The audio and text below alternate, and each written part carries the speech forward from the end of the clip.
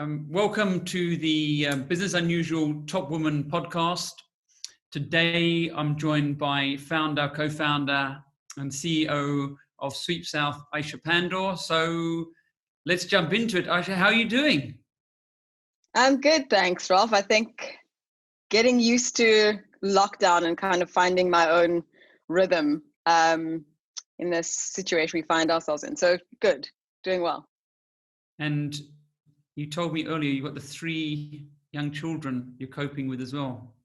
We didn't know the hustle and grind was so hard until we knew we were doing it at home as mothers, as teachers with kids.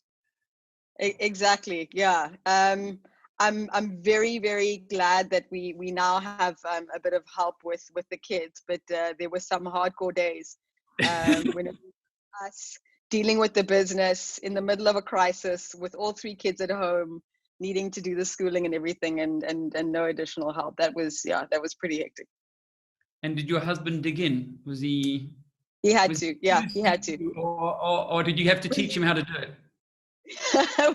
There was a bit of teaching involved. We actually had a conversation about this with our team, some of our team members. And I was saying one good thing about the situation is it's definitely made him a better partner and dad. I think it's kind of, it's make or break. Like he's just had to do it, and there's no kind of excuses and laziness and allowances on my part. So that's one good thing. Get stuck in there, boy. So I think from my side, I told you 3 older boys, and so for me it almost came. I had to reassert who was the man of the house.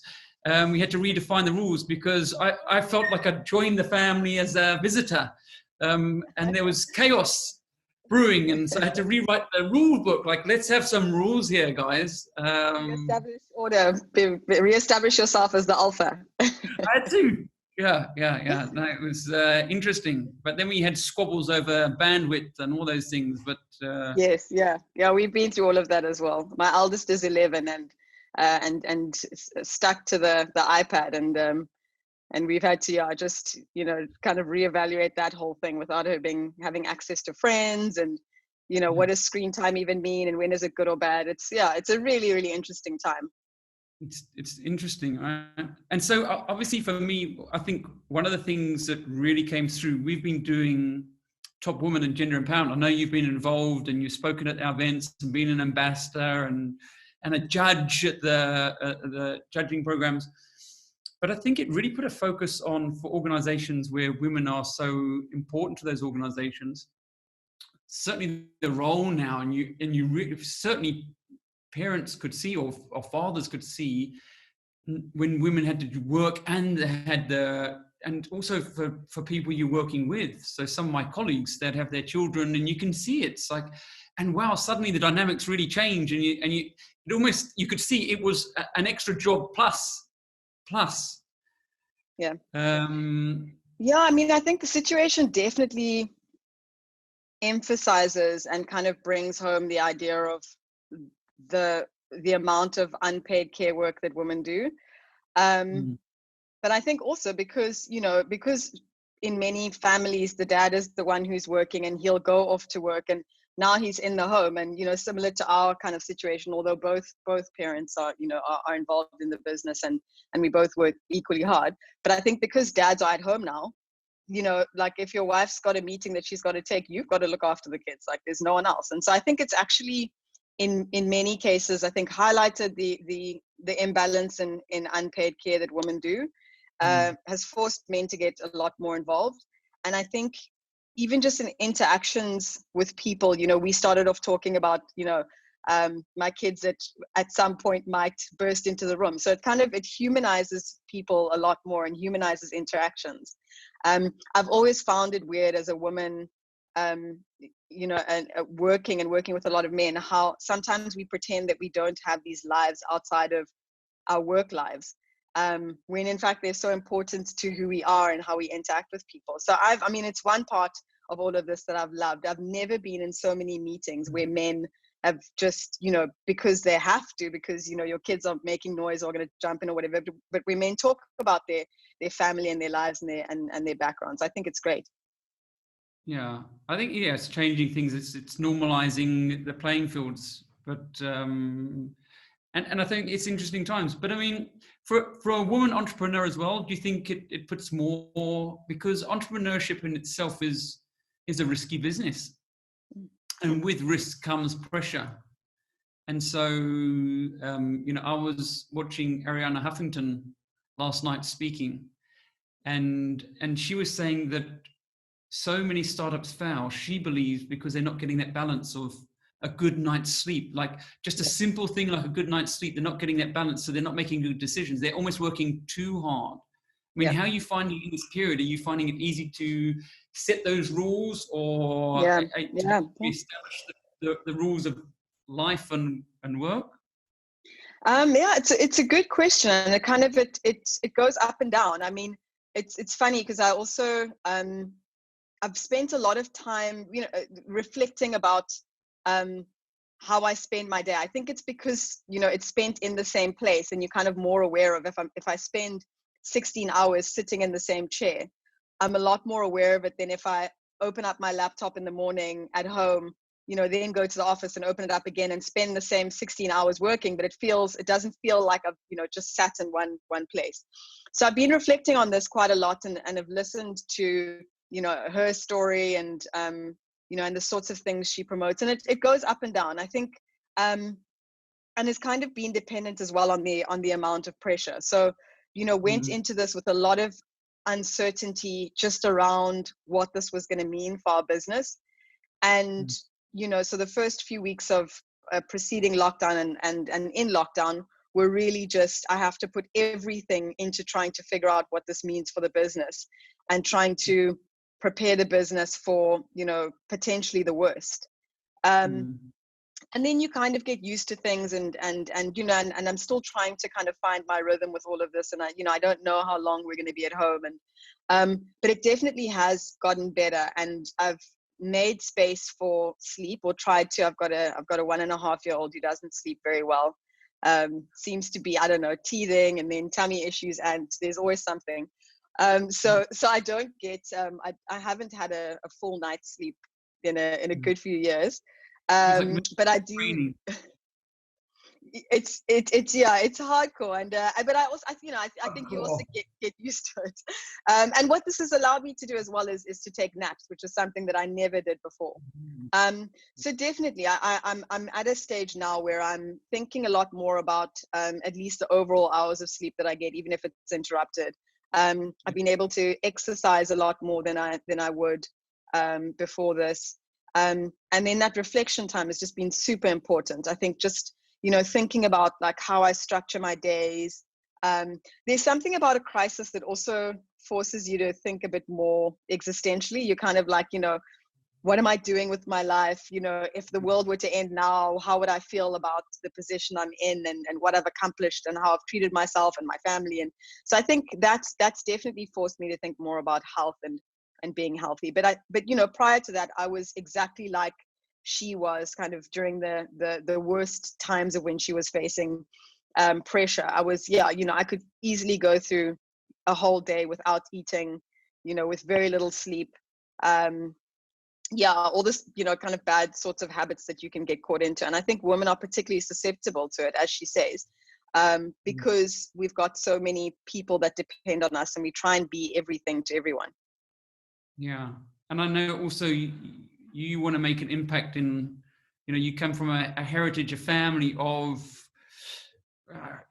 icons. Let's call them icons in politics, really, and shaped South Africa's politics. So I know that for you, there was a big sort of, you didn't want to get into the politics, but you wanted to get into the economic side of things. So, I mean, does that almost, that drive, does that weigh you down a little bit, do you think, because you feel that need to succeed? Do you feel I think that? it definitely is. It's a self-driven thing. I've my parents have 4 kids. I know you also come from a big family, and have the same thing, and have the same thing also around, family business and family legacy. And I think, it's been self-driven. I think, when I think about my siblings, they all are doing their own things and are in, you know, successful in different ways. But I've always been the person who is very hard on myself. I want to accomplish things, and then when I accomplish whatever it is, it's kind of, you know, it's a bit of an anticlimax, and I want to move on to the next thing. And it's like, you know, what's the next step? What's the next goal? What's the next high? So I'm someone who's driven by accomplishment and kind of self-competition. I definitely do think about, and again, it's not, you know, driven by my family or my mom, but I do think about impact and legacy. And I think very much about my family history being about, you know, the legacy of political freedom. And I feel like what I want to do is have an impact on economic freedom for a lot of South African women. So I do kind of think about, and I do have a sense that, you know, with all of the advantage that I've had of a good education, great upbringing, amazing parents, a family legacy, I do kind of feel like, you know, if I just sat around wasting what I feel like is my potential, it would be a waste, and I wouldn't feel satisfied, and I wouldn't feel like I was living out my own potential. But I think what's important is that it isn't something that comes from outside. You know, it isn't about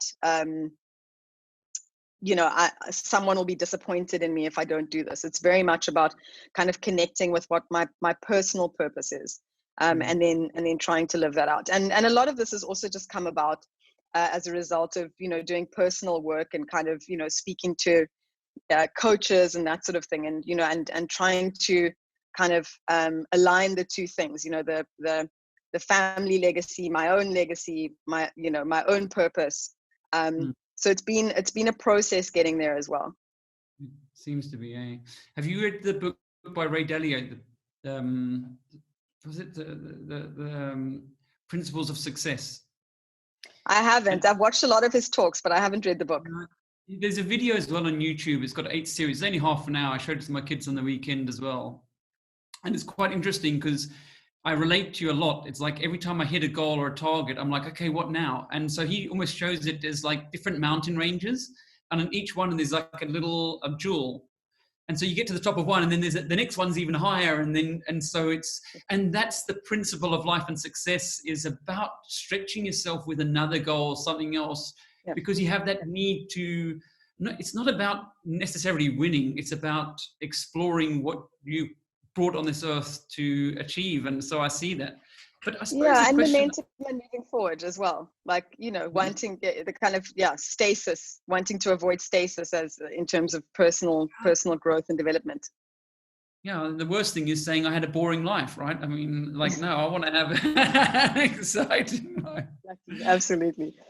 So I mean, knowing that you want to achieve so much, and knowing how economic freedom is a real purpose-driven opportunity for you, what are the things that worry you around women and gender entrepreneurship?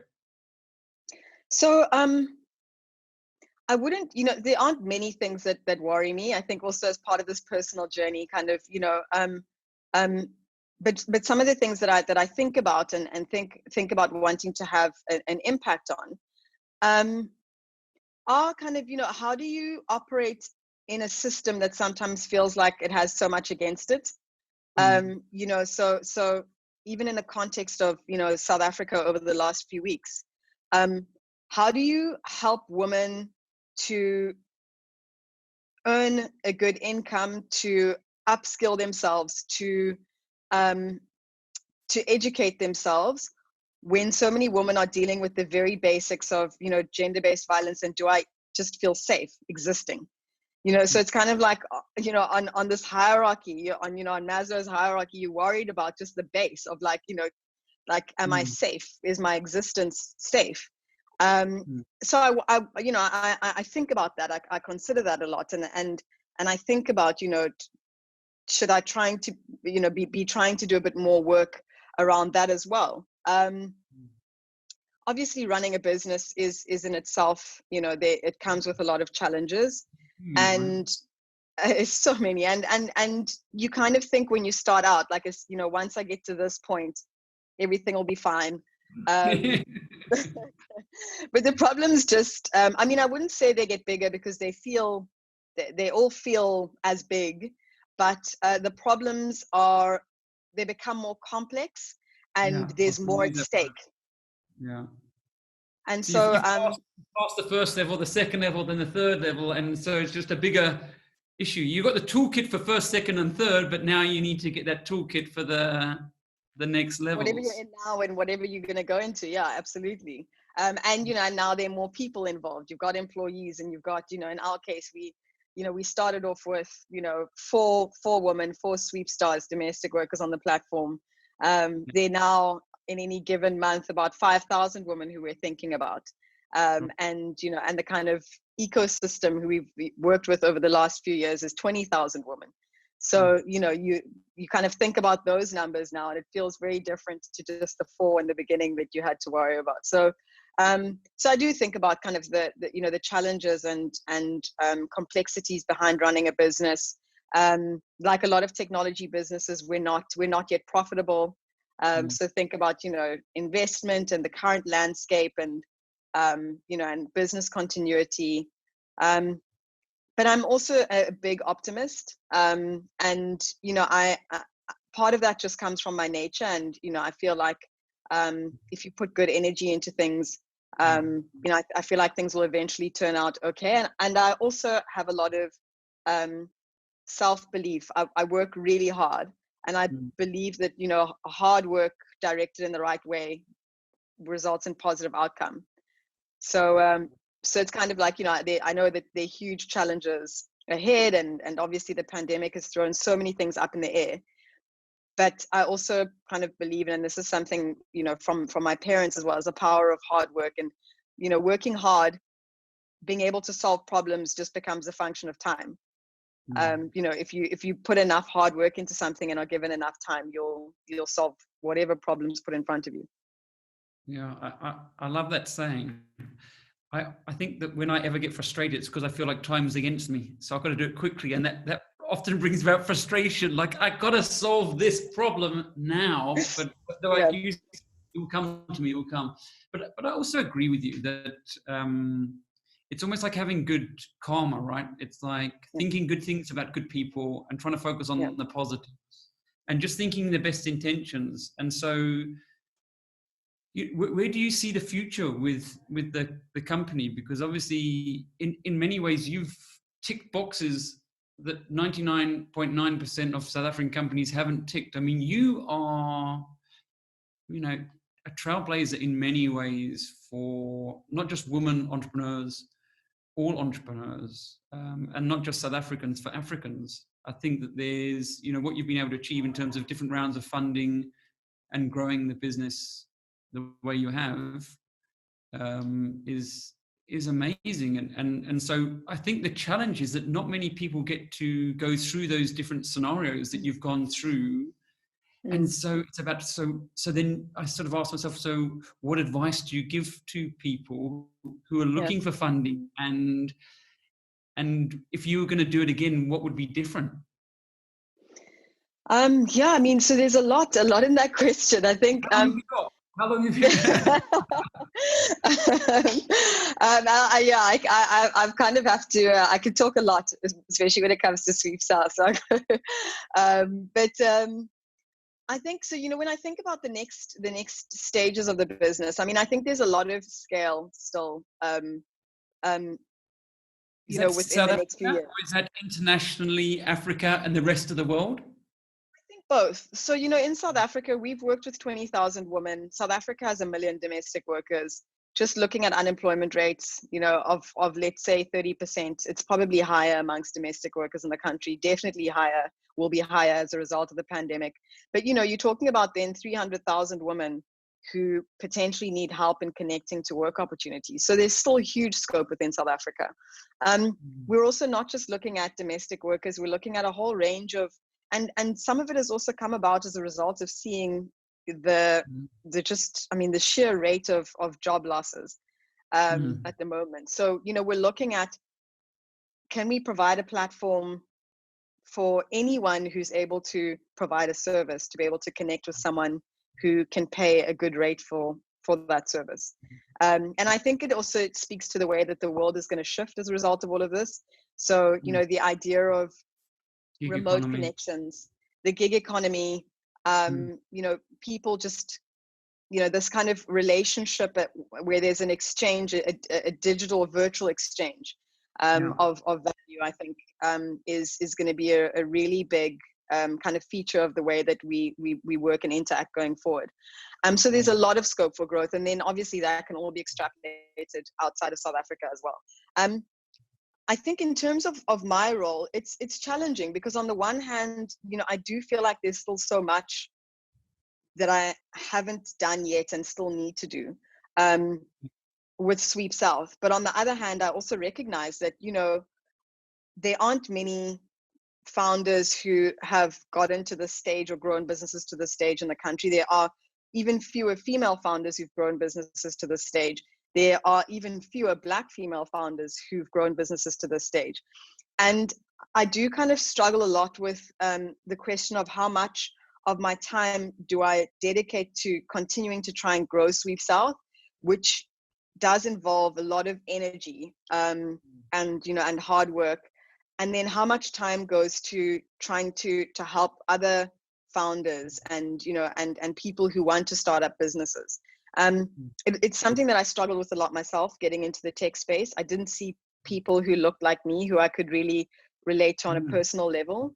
And, you know, and I struggled with it. You know, it felt like a space that wasn't for me. It felt like a space that was intimidating. And so less so, a lot less so. But I mean, this is, you know, this is six years down the line. And I would say I probably started to feel comfortable 3 or 4 years in. And what brought that about, that comfort? I think experience, and, you know, and feeling comfortable just even with the language of startups, feeling comfortable speaking to other entrepreneurs and not feeling like, you know, I was going to be judged because I look differently or, you know, or I speak differently. So from experience, some of it from the kind of personal work that I've also been doing. And I think a lot of women who are in leadership spaces should benefit, should do this sort of thing, because it brings a lot of benefit. It's kind of just examining, you know, why you belong at a table, why you belong in a room, and you know, and why you can have a conversation where you can be assertive and not feel like, you know, you're being rude or aggressive or so having to kind of unlearn a lot of the social conditioning that I think a lot of women are brought up with. And that's also helped a lot. Well, I think it's a thing now, isn't it? Everybody has to unlearn what they learned before in their careers for years and years. The young people have got it easy, but people who've been in jobs, they've got to unlearn everything and relearn a whole new language. I mean, it's forcing us to be almost, I found we've been in business for over 20 years, but I've never felt more like a startup than I do today, because it's about, you know, speaking to customers. It's about seeing what's, you're celebrating every little sale, every little win. Absolutely. Is big celebration. So yeah, and sometimes, you know, that's good. Like, you know, sometimes there's a positive aspect to this sort of change where things are just thrown up in the air again, and because this is all under a different context, the pieces are going to fall differently from you know, how they were sitting before. And I you know, I think the world was a little bit ripe for a bit of disruption and a bit of change in the way that we do things. Yeah, I certainly felt that way. I thought we did the Africa Tech Week. I don't know if you came to that or if you're involved. But Salim Ismail came out and he did his shock and awe presentation, which was basically industries have been dismantled in 2-3 years. And that was accelerating. It was getting quicker and quicker, that whole industries were getting wiped out. And so I knew something was coming. I didn't obviously think it was going to be a virus. And I thought that some people were being a little bit complacent, but wow, this is sort of, you know, in some ways there's some interesting observations for me, is that how quickly South Africans, I think we were under one of the worst lockdowns, to be fair. Yeah. Most restrictive, should I say, Yeah. not worst. Yeah. One of the most successful in saving lives, but most restrictive in terms of business. But I think I was surprised by how responsive everybody was in terms of changing their business and really going and digitally transforming themselves, and how resilient they were. So has that an impact on you? Do you think that that's allowed you to look at other opportunities in the job market and other revenue streams now, apart from domestic cleaning? We've had to. Yeah. I mean, our business was locked down to, to the point that you were making. It was severe lockdown for 2 months.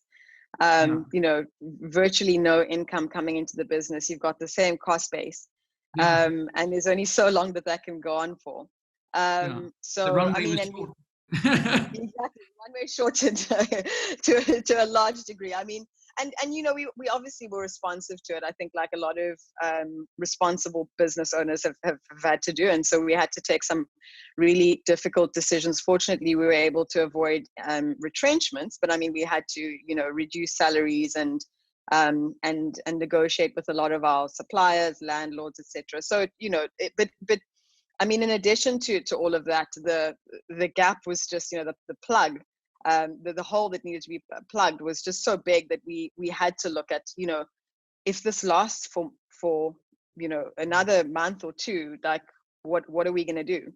And so that did force us to think a bit more creatively. There were some plans that we had scheduled to get going later this year or even next year, that we had to just pull forward because we didn't have any choice. And so we did things like put together an online shop where we sold a lot of disinfectant products. We pulled forward the launch of our platform that has plumbers and electricians and essential services workers. We focused a bit more on outdoor work as well, so gardeners and pool cleaners who could work with virtually no contact, someone who could come into your house, not even come into the house, and do work outside and then leave. So we had to think a lot more creatively. I think even being allowed to operate again, we've had to think very differently about our customers, how we market. I think a lot of businesses, and we're in the same boat, like you have to think about marketing in a way that's empathetic, that's conscious of the fact that there's a pandemic going on, where we can't just kind of push a service that relies on human interaction without thinking about like what is the risk for both sides involved, and how do we make people feel psychologically comfortable about using our services. So it's also caused us to refocus on kind of the psychology of our customers and on how to connect with people in a really empathetic way. Another big positive that's come out of this, and to what you were saying about how South Africa has responded, is being that, and I think as South Africans we do this really well in times of crisis. We do tend to kind of pull together really well. And I've seen just amazing campaigns with people who've, gone out and delivered food parcels, people who've put together platforms to try and support businesses that have been shut down during this time, by buying vouchers to use at a later stage. We set up a fund for the Sweepsouth, the domestic workers on the platform, while they weren't able to work. A lot of our investors, or we had a lot of investment money go towards that. One of our investors, the Dow Foundation, put 6 million Rand into the fund. And then we had our customers also, which was amazing. I mean, over weeks, about 40% of our customers on a continuous basis just choosing to continue supporting people, even though they weren't working for them. So I think, it's really also shown a positive side. It was really good. And I saw that. I was like, wow. It was one of the first things we thought, right? You go like, on the one hand, there's the business. Men can't think like that. I think you're not giving men enough credit. A lot of businesses, I think, have responded really well. But I think, the nature of our team, and we've always been a business that is, we're a for-profit business, but have always had a very strong social good element to what we do. That's just baked into our purpose and mission. And so the first thing we thought about, alongside, cost cutting, was how do we help to support sweep stars, especially not knowing how long the situation is going to last, and knowing how close so many of these women are to the breadline, to just like each week of payments is the difference between having food and not. Yeah, for sure. I mean, I was kind of joking about the male thing, by the way, a little bit, but I think that sort of what is definitely true is that the role of leadership has become far more relevant now than ever before. And certainly, the way we're looking at it is empathetic leaders, and those leaders who essentially, I mean, I don't want to profile too much, but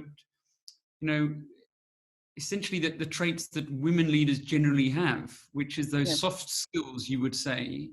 What we're seeing is that those leaders who exude that, definitely those organizations and countries are dealing with this challenge in a better way from a community or a company perspective.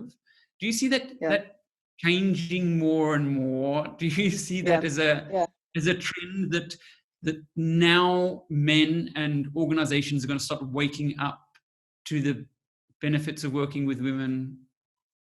Do you see that a big shift? Yeah, I mean, I think it was something that was definitely catalyzed by the Me Too movement internationally, and I think this kind of calling out of like really toxic practices that people were associating with like kind of typical male leadership.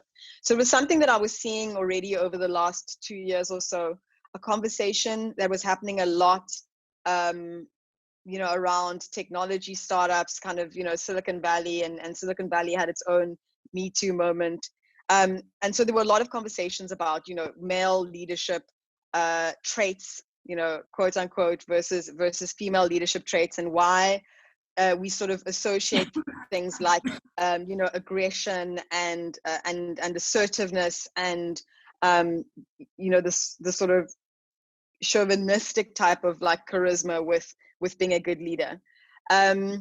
So I think it was something that was happening already, and I think what this crisis has done is just kind of accelerate that, and then obviously also just put these models up with women business leaders, women who heading up countries that have responded well, New Zealand being a good example.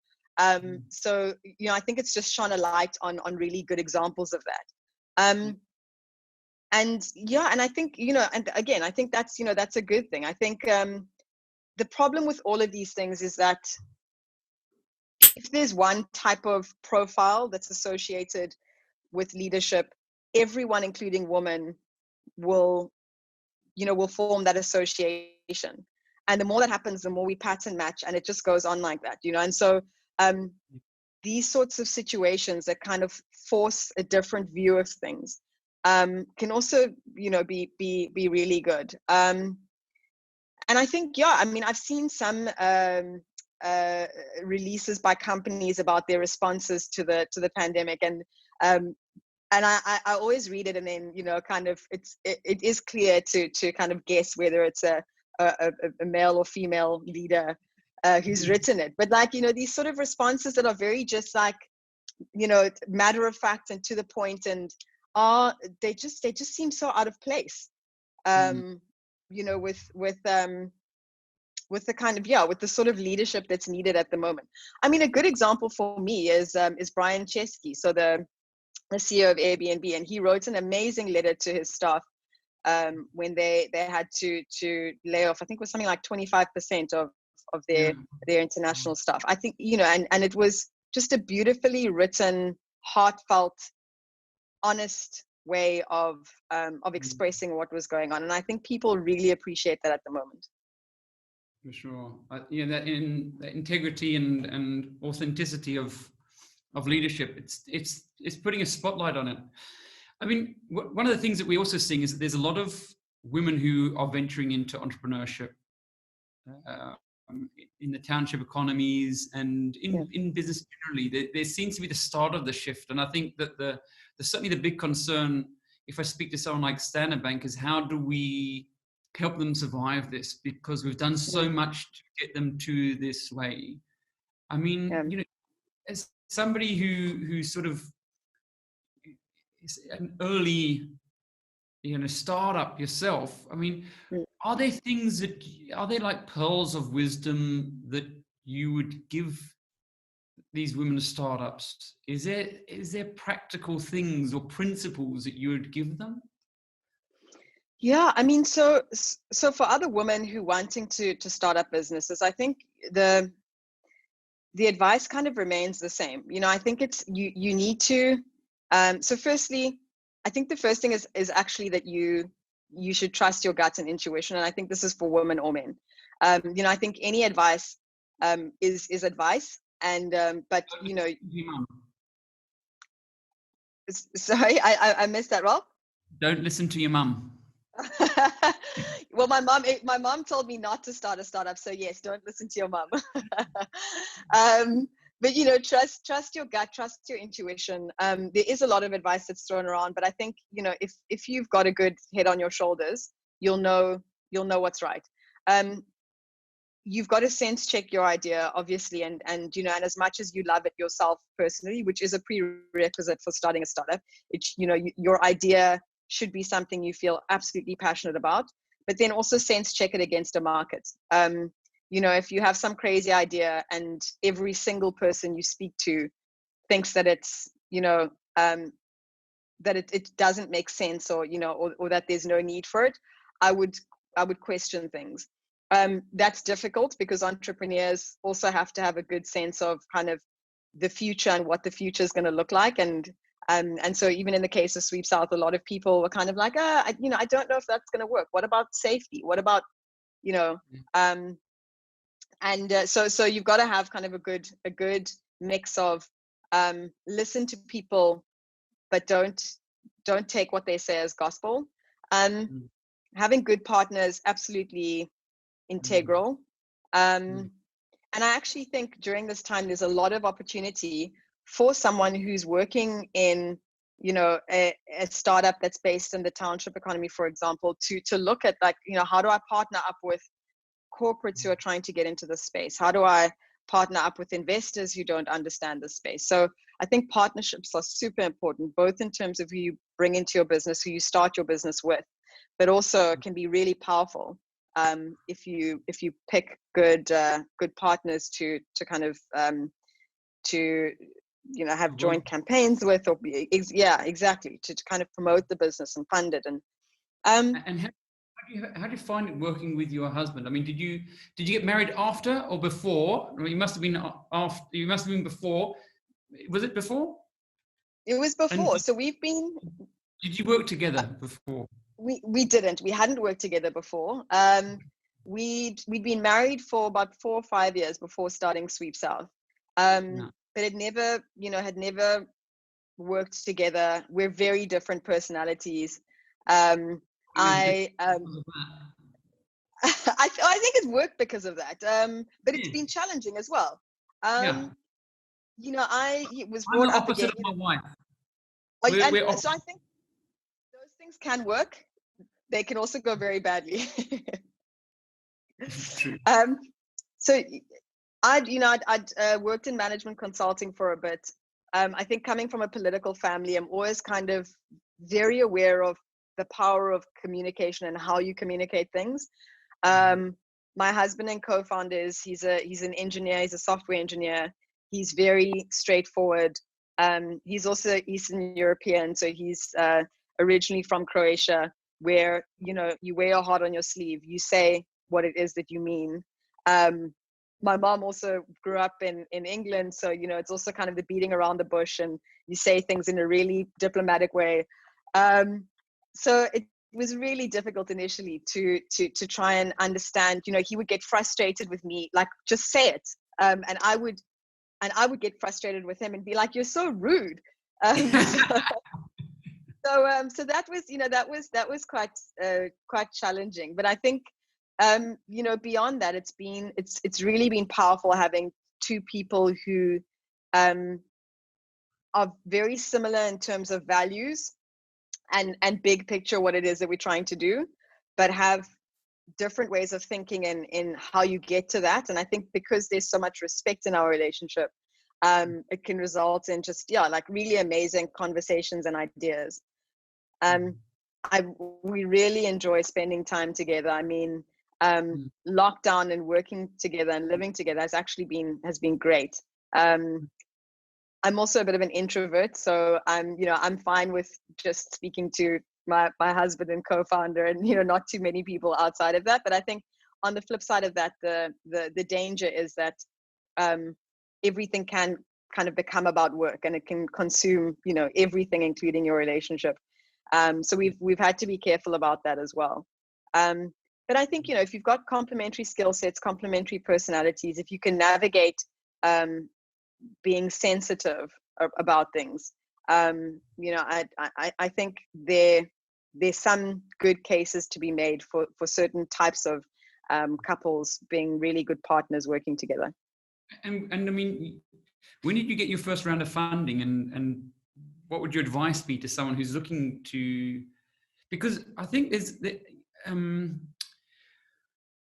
some principles around investing in startups and getting finance, and some of the things that sort of I was educated around was that there's three things that a startup needs. It needs knowledge, needs networks, and it needs funding. But with the right network, if you've got the right network, if you've got one company, and you mentioned it, a partnership or a big company, and it could be a big company taking a stake in your company, but if you've got that network, then you don't need the funding, because the funding's only there while you get enough revenue in, if you're going to scale to probably the level you're scaling. But I mean, how did you find the funding side of things? Because you've gone through various stages, and you've got a respectable amount of funding from very, very respectable organizations, like you mentioned, the Dell Foundation, Michael and Susan, Naspers, Putty. Did Putty invest in you after she came, or was that already on the table beforehand? So she invested. Well, she didn't personally invest. It was Naspers Foundry who invested, and she obviously heads up Naspers. And I think it almost happened at the same time. So the first time I met her in person actually was at a Top Woman event, I think. And a few years later, we were speaking to Naspers and Foundry, and they hadn't yet announced who the CEO would be. And I think around the same time as we'd closed, I think they announced that she was the new CEO. So it was, and she actually messaged me afterwards and said, I couldn't kind of say anything to you because it was all happening. But congratulations, and me congratulations to her and stuff. And I'm very excited about that. Obviously, having a woman and a Black woman heading up Naspers, I think, just amazing. She's obviously so accomplished. For sure. And she was on our cover. I think you were there at the event she spoke at as well, and the attention she got.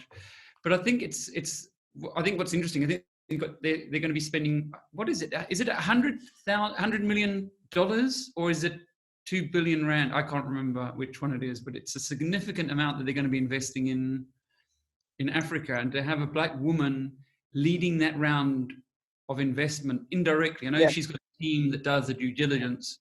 No, I think it's incredible. I think it's 1.3 billion rand, if I remember correctly. Okay. And what I also think is incredible is that it's how it came about was through the investment conference that the president had in October 2018. And so it's funding for South African and I think specifically South African businesses that want to scale, but there's a very specific element that's about job creation.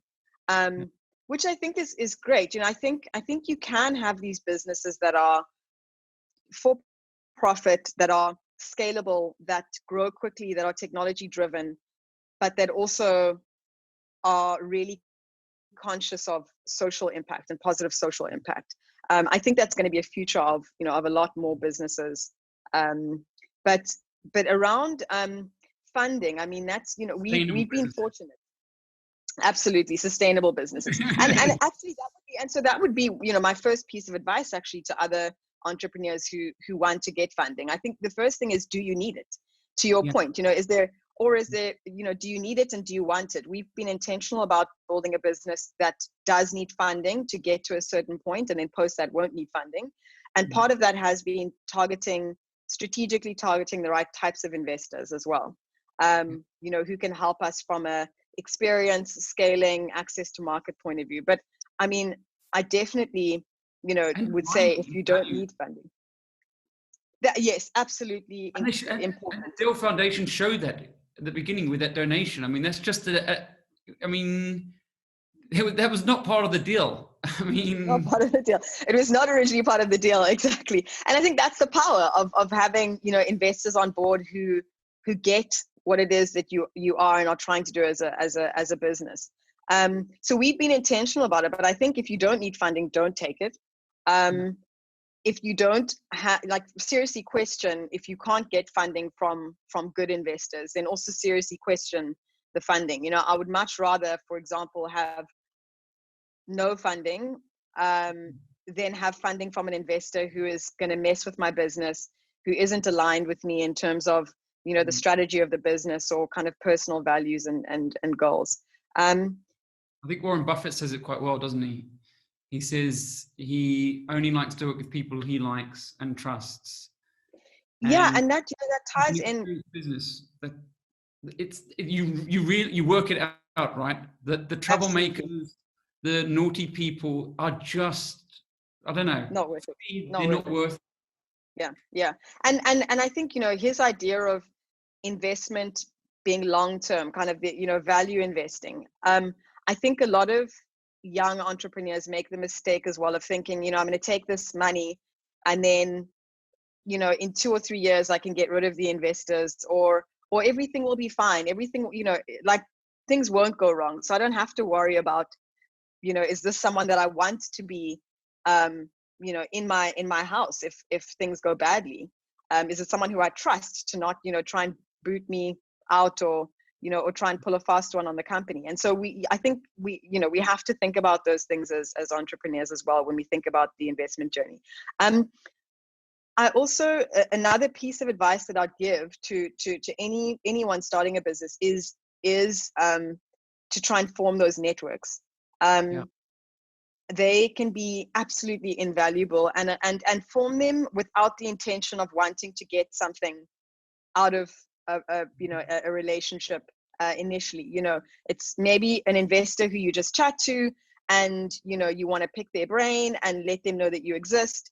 But the best sort of interaction with investors is when you aren't desperate for money and when you're just going, hey, what are you interested in? This is what we're doing.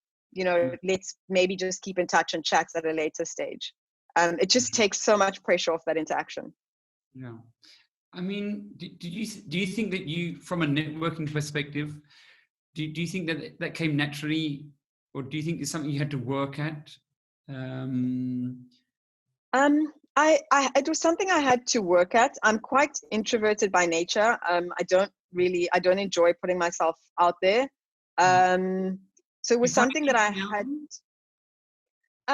I find it easier, but it's energy draining. So I try and limit it. And I know that it's leading up to an interview, a meeting with someone who I don't know. Leading up to it, it's going to take quite a bit of energy. I'm going to be thinking about it a lot. I'm going to be, running the conversation through my mind, and then post it. I'm going to be quite tired as well.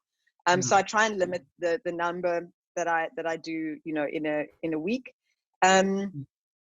But I think I've realized that it's something that is just so important, because especially being introverted, it's horrible doing those things with the added pressure on top of I need to get something out of this now, in a short time frame. So I've definitely become more comfortable at it. I think even with pitching investors, for example, you kind of get a script and you get into what works and what doesn't work, and you get better at reading people. But that's kind of the networking as a skill, but not something that seems extractive and fake and disingenuous. That's something that you can only really do with practice. But I think that's the thing, right? And that's what I suppose I asked. I kind of knew the answer in a way, because I had the same thing, like getting up on stage and talking to people or whatever. It's taken me years to get to a position where I feel comfortable. And you're always worrying what people are going to think. Is it going to be hard? You don't want to mess up. But I actually realize now that I almost quite enjoy it. It's not like I'm looking for it, but I almost can enjoy it now, because I know that it's just me. I'm just Ralf, and you're Aisha, and we're just talking, and and I suppose the thing is that we all do struggle, actually, and that it's just that good enough times. It's like riding a bike. It's like anything, but you need to do it. Like if you want to run a business, you want to be an entrepreneur, you got to knock on doors, you got to get out there, you've got to speak to people, because they're the ones who can help you make things happen. I think that's it's not like we're great or. No, exactly. And it's not like we haven't been turned down or rejected by people or ignored by people, who've emailed us or had bad talks. Like all of that stuff has happened. But it's just that you kind of persevere and continue doing it. And I think what I've also learned to do is kind of reframe uncomfortable. So like I'm going to do a talk, for example, and I'm, nervous, and I try and think about it as, this is a chance for me to talk about Sweepsouth, which is the thing that I love. This nervousness is the other side of excitement. So let's focus on, feeling excited about talking about the thing that I love.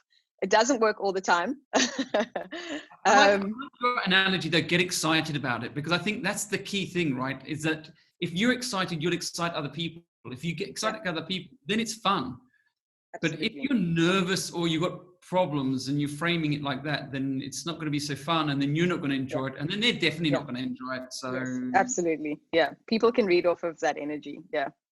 So I think that's the problem that we've got with sometimes this digital world, where we used to like peak. I've done some master classes where there's like 200 or 300 people, and I can't see anyone. So I'm like, I feel like I'm talking to myself.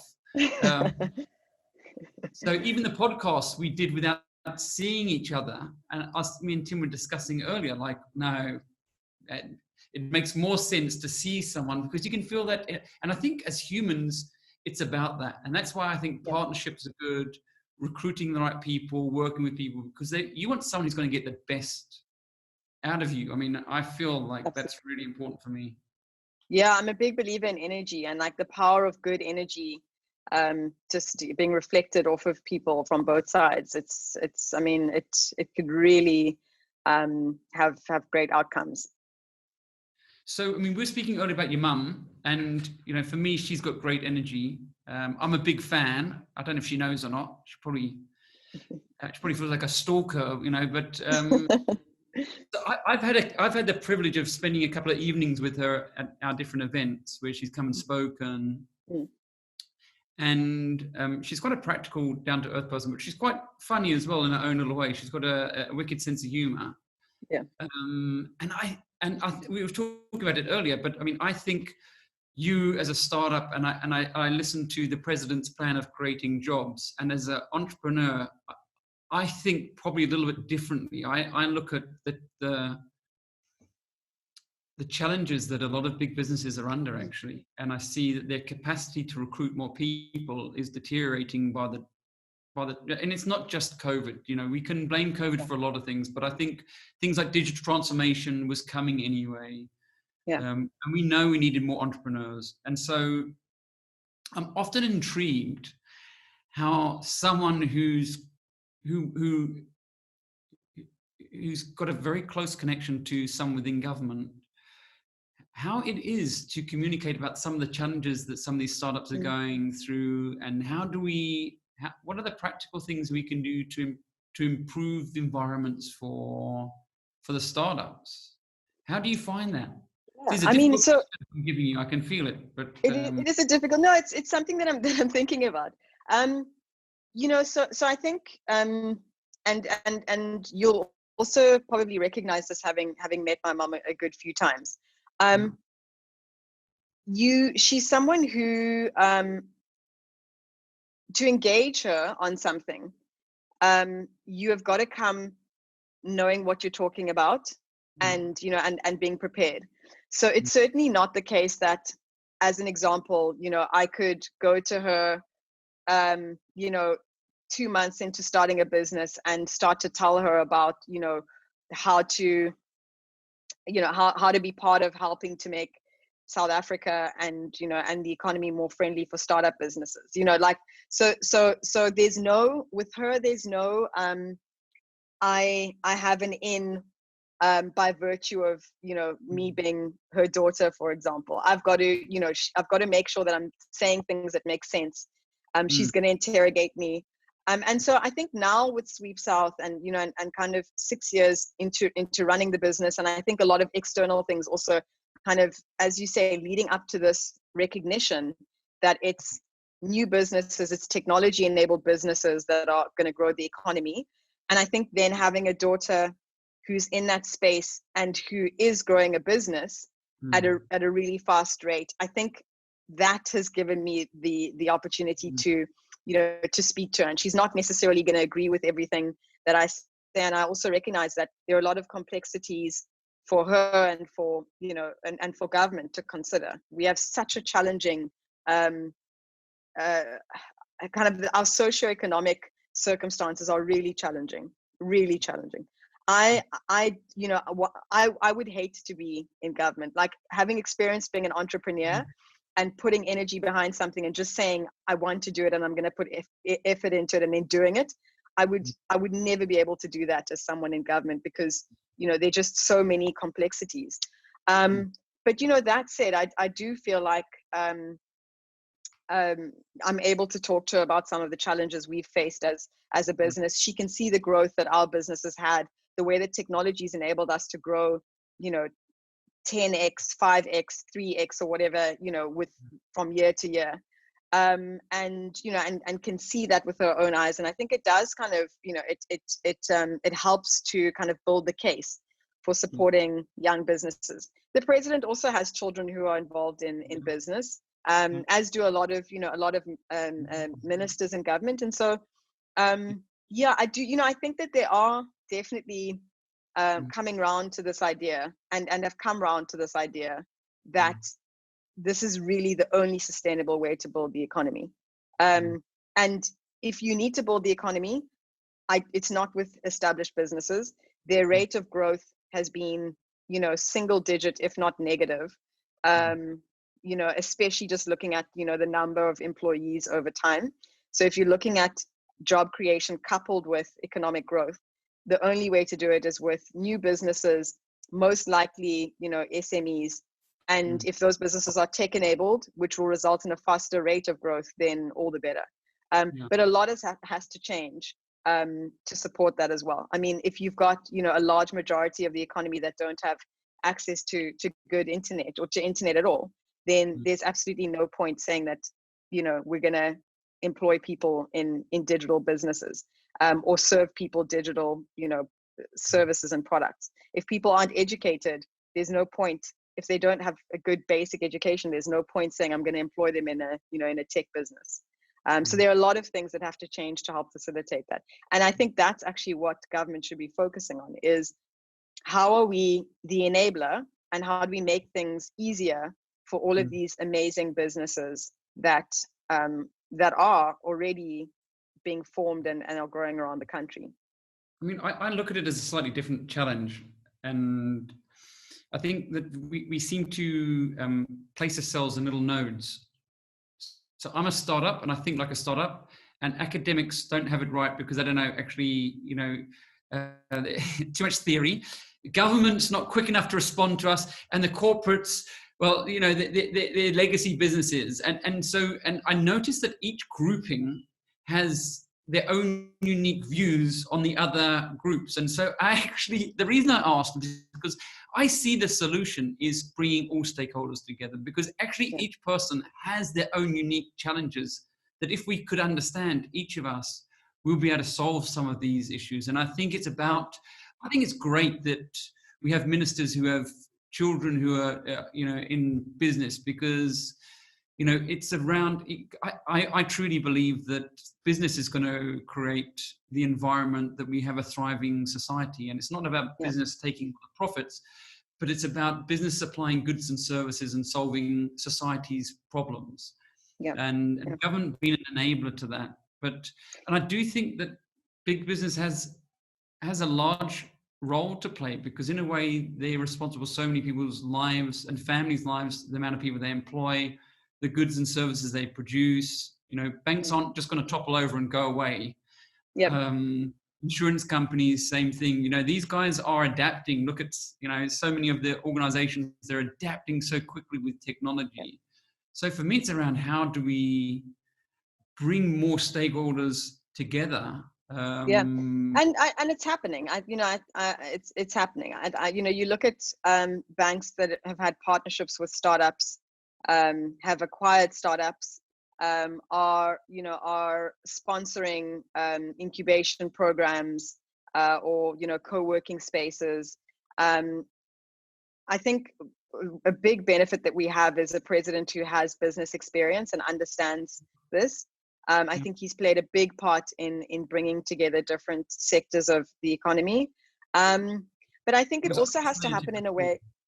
It absolutely was isolated before. Yeah. And a lot of frustration and kind of blaming. And I think, but it has to happen it does, in a good way. And I think with a level playing field a little bit, because I also feel like, established businesses, big corporates need to also honestly reassess and recognize the position that they're in. And I've had conversations like that with some potential corporate partners where they've honestly said, we can see ourselves being disrupted by, businesses like yours in, the next few years. It's so refreshing to have a conversation like that versus, you have the opportunity to partner with us. We're going to take 6 months to sign a piece of paper, and then, this interaction is going to be, you waiting for a year for anything to happen. So I think people are definitely behaving a lot better around these interactions. And I agree with you, is that, everyone has got to be involved. I think the idea of just, government or just big business or just startups or just society is going to be the answer. It's impossible. Is one of the answers education? I mean, you studied for a long time. Your mother was the Minister of Education. There's evidence that shows that women, the longer they're educated, the more successful they are. And I think there's also, that you've got this other side, these young people who have got this energy to create income and opportunities for themselves, right?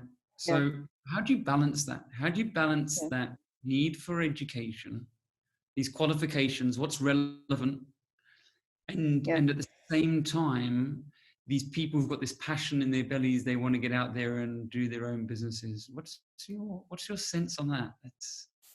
I think education is incredibly important, but not necessarily in the way that I think it gets promoted as a factor of success. So I don't think, for example, that you need to go through 12 years of, curriculum-based schooling and then 3 years of a graduate education and then. I think the benefit now is that education just literally means educating yourself. And I think, again, technology can play such a huge role in that, in being an equalizer and giving people equal opportunity to education, and education that is purpose-based. So, you can be an amazing, creative, visionary entrepreneur with lots of energy, but if you don't know basic finances, you're gonna get to a point very quickly where you struggle. But you don't need to learn that by doing accounting at university. You can learn that by taking, a couple of MOOCs, online. And so I think the idea of credentials is probably going to be, it's going to shift a bit, and the importance of credentials. You see it happening in the States where, you know, even the idea of like an MBA is questioned as a prerequisite to starting a business. There's a lot of question about the cost of education, and, you know, and the kind of, you know, crippling kind of debt associated with tertiary education and, you know, going to an Ivy League school. So I think credentials are going to be kind of deprioritized, and I think practical experience is going to be more important. And practical as in, you know, this education is suited towards me doing, you know, what I'm doing. So kind of more purpose driven, and that also allows you to mix the types of education that you get in a way that makes sense to you. So, you know, the idea of someone who is using the kind of example that Steve Jobs loved to use, but like, you know, someone who is creative and like a fine arts student, and then also does engineering, and, you know, so understands how to design beautiful products that have amazing UX. You know, so like, whereas a university will be, you know, this is your course that you're on, you know, these are your, and you might have 1 or 2 electives. Like now you can go, well, I want to do this thing, and so I'm going to tailor make my education to make me the person who is uniquely suited with my background, education, skills, personality, purpose, etc. I know you're a rock star. Like you know, some people, unfortunately, you've got to almost give themselves to the world. Like you've got, you know, you got that thing where you're people trust you, people like you, you've done it, which is, you know, everybody says, you got to do it to achieve things. And so I sometimes wonder, is that a lot of pressure to know that there's so many young women and professional women, and probably men as well, to be fair? Like I'm like, wow, I was really excited to speak to you, because I think what you've achieved is freaking massive for any entrepreneur, young, old, whatever. How does that sit with you? Is that a pressure? Is that like a cool thing? Is that like, leave me alone and let me be with my children? I think so. Another thing that I was brought up with, and that I only really thought about when I was a little bit older, was the idea of being of service to other people. So this idea that, and my mom always used to say, like, we've been given things so that we can give others. And so this idea of like, you know, I don't know. So I suppose on the one hand, it's there's the idea of, you know, like how does that being of service manifest itself for you? And I think in some ways for me, it is more, you know, there are more people that I have to kind of interact with and think about being a good example to, I suppose, than other people. But it's something that I've just been brought up with, like this notion of you're not on an island. Your impact, your ability to say that you've, you know, had a life that's been worthwhile is very closely tied to having a positive impact on other people. You know, I think kind of going back to the discussion we had about energy and pressure and, you know, making sure you look after yourself. I think, you know, the thing that I've said to my mom a lot is that, you know, they can be the extreme of that as well, where your entire life, and I think she's an example of this, is where, you know, your entire life is about service, and you know, you're literally, from when you wake up in the morning to when you go to bed, literally it's all about other people. And, you know, doing your work and worrying about, you know, other people, and people are emailing you for help, and, you know, family, you know, need help and support and financial support, and you know, so I think you've got to draw a line. You've got to make sure that there's enough, you know, in the tank for yourself. But I'm very comfortable with the idea of you know, being a good example, thinking about the impact that I have on other people, knowing that I probably have and will have a wider kind of impact in terms of people, you know, knowing what you do and being interested in what you do, and hopefully being inspired by what you do. than I think a lot of other people. But it's something that I'm okay with, and I think again because it comes from a good place. Yeah,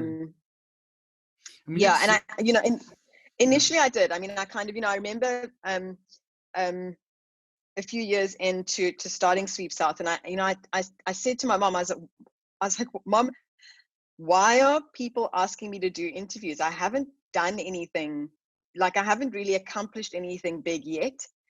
And I also, like, I don't know how comfortable I feel with like being this person, that people are looking up to when I don't feel like I've accomplished that much yet.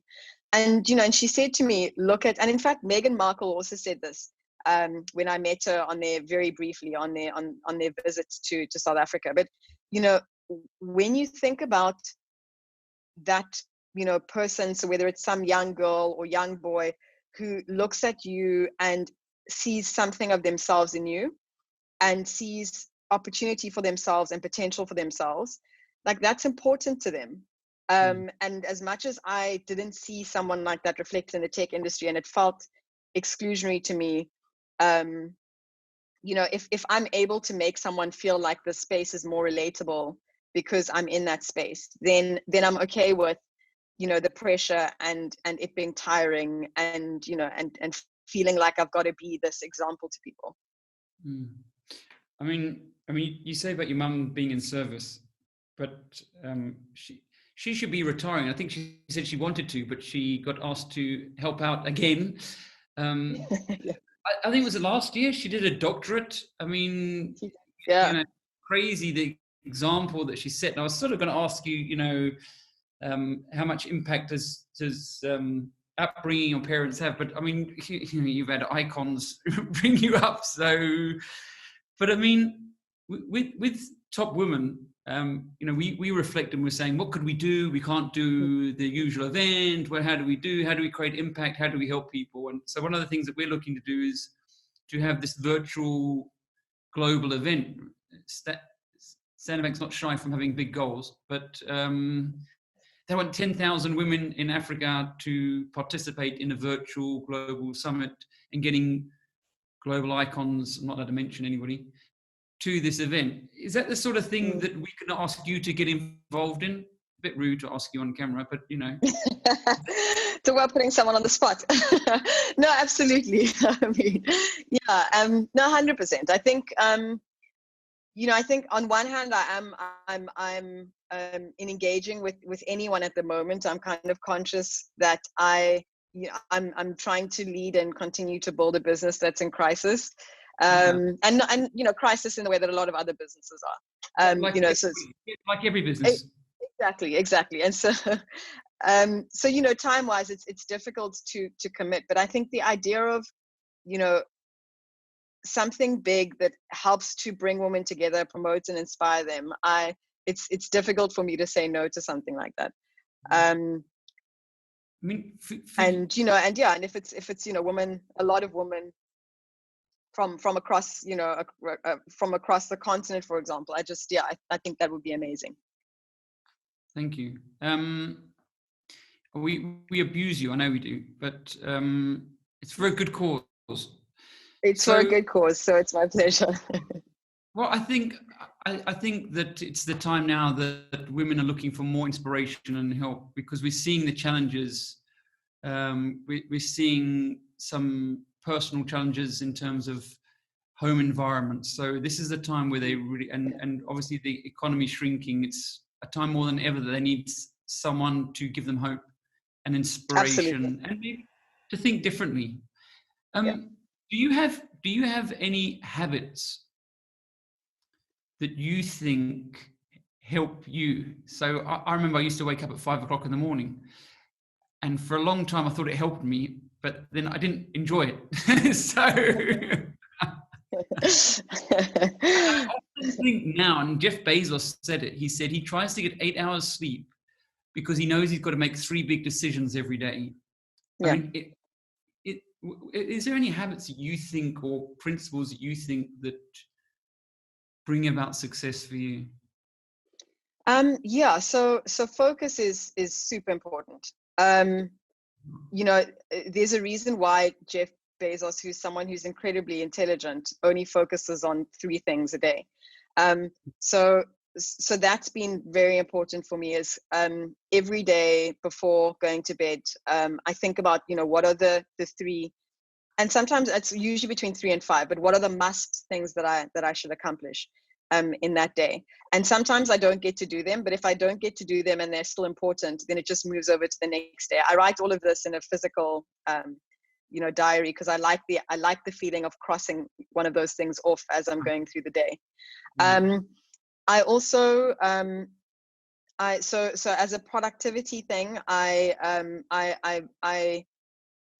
like to be in spaces where I can have it doesn't have to be long, and in fact it's better if it's relatively short, like an hour or 2, but focused time, where I'm just directing that time without phone calls, emails, disruptions, and so I try and accomplish those things in a relatively short window as well.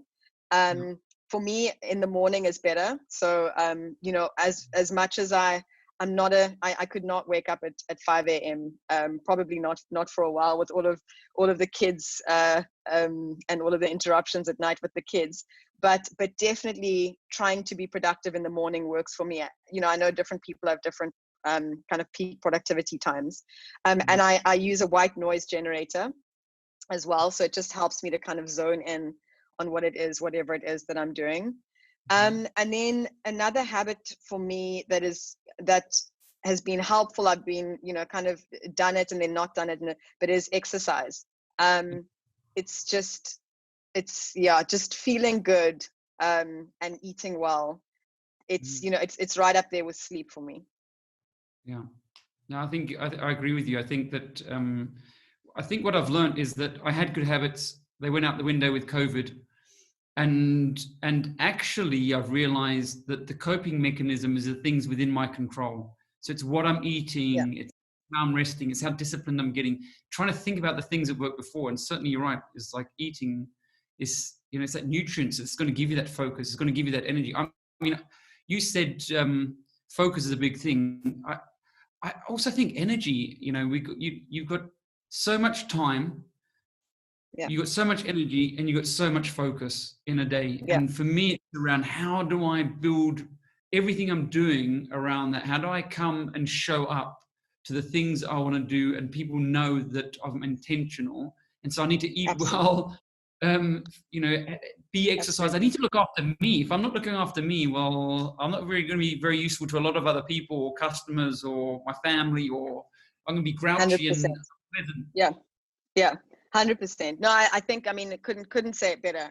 That's exactly it. And I think a lot of people went through that stage, like in the beginning with COVID and lockdown, is the kind of like, oh, this is so weird and so bad. And like, I'm at home, I can be in my pajamas all day, and, and I can eat rubbish, and like, and the quicker you can get yourself out of that, exactly as you say, the quicker you can, you have that energy that you can harness and direct to good things. Energy in itself is a habit for me, kind of generating and focusing on good energy. I just believe so much in, and I've got a science background, and I've had to really try and reconcile what I felt was the wishy-washy with the actual science behind this concept of, good energy. But I just think so much of interaction is about energy. And so a habit for me is also just optimism, trying to bring good energy into interactions. When there's something I'm dreading or I feel negative about, if I just change that perspective, it does so much. And how do you change that perspective? I mean, reframing things. So, a lot of it is kind of the philosophical way of thinking about things, and the kind of, taking from the kind of Buddhist ways of thinking about situations and feelings and self and ego. But it's so easy just to change a thought, like to rephrase. It's a conscious rephrasing of the way that you approach something. And I think, again, to a point that you made, is the understanding that the power to change a situation, it's just about you. Like, it literally is within you to say, this is a terrible, crisis, calamity, and to change that into, this is interesting. It's something I haven't dealt with before. It's an opportunity for me to learn, and maybe an opportunity for me to do well out of, to grow out of. So it's a very conscious thing. And another habit that's helped with is I limit social media. I found that, oh man, like Twitter can just turn me into, it can turn like, a good morning into just, oh man. So limit social media, and definitely not social media before bed, because I feel like, you kind of sleeping on bad things and bad news and bad energy is not a good thing. And so at the end of the day, I also try and read something that's positive, that's uplifting, and I reflect on the positive things I've done for the day and on the positive things I'm going to do the next day. That gratitude is important, right? Just what the positive things were. But you're right. 100%. I mean, I did some triathlons, and then it came to race day where I trained for months and months and months, and I'd obviously wanting a good result. But one of the things we intentionally focused on was if things go wrong. So we actually worked out, my coach and I, say, if this goes wrong, what do I do? So that if it did go wrong, it wasn't a surprise. It wasn't I was in panic stations and whatever. It was like, let's look out for that. It wasn't like we were looking for it to come, because it would only happen once or twice. But Absolutely. Applying that to a business as well, having a plan, not a plan for the best, but a plan for what could go wrong as well. And how do you deal with that so that you're not panicking? Super important. So with founders and particularly in the tech space, but I think actually in general with business owners, I mean, there's a lot of pressure and you put a lot into it. With Sweepsouth, we sold our home and everything in our home and our car and put everything behind the business. And when you do that, it's easy for the business and the business success to become everything. And it's easy for you to couple your own identity and sense of, yourself as a person with that business. And I think that can be incredibly dangerous because, when something goes wrong, you can feel like I'm a failure as a person.